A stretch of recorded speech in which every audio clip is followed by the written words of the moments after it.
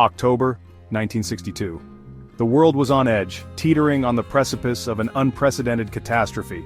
The world held its breath as the US and Soviet Union stood on the brink of nuclear war.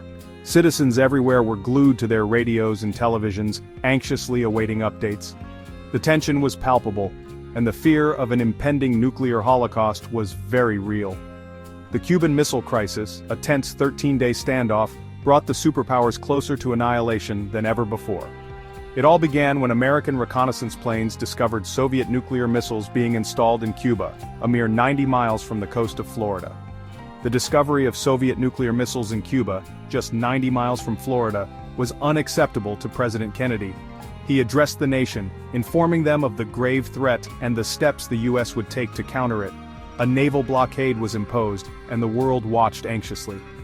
The US Navy was deployed to intercept any Soviet ships attempting to deliver more missiles to Cuba.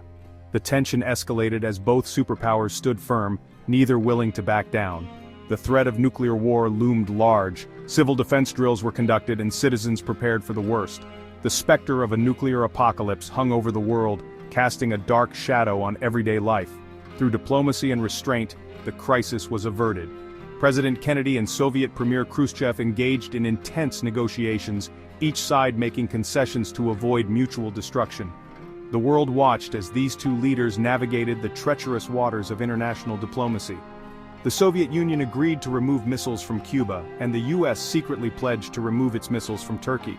This delicate balance of power was maintained through careful negotiation and a mutual desire to avoid nuclear war. The crisis highlighted the importance of diplomacy in resolving international conflicts.